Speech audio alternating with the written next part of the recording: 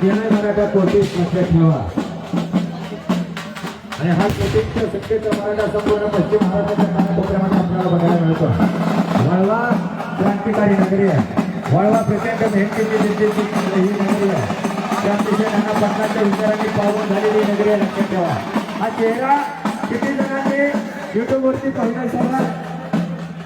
सचिन हवळे पाटील सरकारला सळवती फळो करून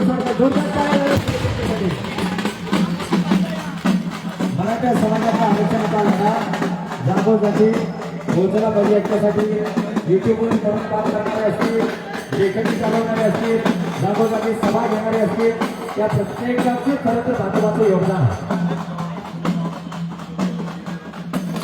आणि अमोल तो हे नाव किती जणांना इकडे तुमच्यापैकी बघितले त्यांच्यासाठी एकदा जोरदार टाळी झाली पाहिजे. तेही या ठिकाणी उपस्थित आहे. ज्यांना ज्यांना वाटत होतं पश्चिम महाराष्ट्रात मराठा या ठिकाणी एकत्रित येणार नाही, घराचे बाटल्यांचा हात बळकट करणार नाही, त्यांच्यासाठी जोरदार पुस्तकाला लक्षात ठेवा. मराठा एकत्रित येऊ शकतो, मराठा मनोरंजनाचा हात बळकट करू शकतो, ठरवलं तर प्रस्थापित व्यवस्थेला ठाम ठेवू शकतो, गुरगाव आणू शकतो. हे निश्चितपणे दाखवून दिले तमाम मराठ्यांनी.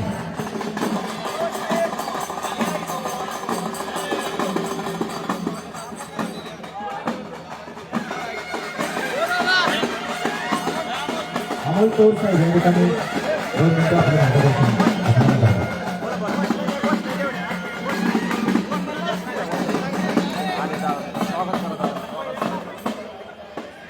पुन्हा दोन्ही हात उंच. वाळवा तालुक्याच्या क्रांतिकारी नगरीतनं वडगाव मधनं जोरदार टाळी होईल. नुसत्याच टाळ्याचा विधिमंडळापर्यंत दिल्लीच्या तख्तापर्यंत नुसत्याच टाळीचा आवाज गेला पाहिजे. जल्लोष नको, फक्त टाळी. हा फक्त टाळीद्वारा वाजली. हा आता नुसतं जल्लोष कर, नुसतं बघा फक्त. आता हॅलो हा जोरात जोरात कडेगाव हा हा जल्लोष आता दिल्लीपर्यंत. कराड. बोला एक मराठा, एक मराठा. बरो दादा तुम आगे बढ़ो, बरो दादा तुम आगे बढ़ो. अरे पाटील बोलते, पाटील बोलते जय जिजाऊ, जय जिजाऊ. अरे तुमचं आमचं नातं काय? तुमचं आमचं नातं. सांगली जिल्ह्यात जरांगे पाटलांचं एकदम भव्य दिव्य महादिव्य स्वागत आणि सत्कार होताना दिसतंय. प्रत्येक जण या आंदोलनामध्ये या बैठकीमध्ये सामील आहे. अरे बैठक कसली भावड्या, सभा आहे सभा. विखुरलेला मराठा महाराष्ट्रामध्ये एकत्रित करायचं काम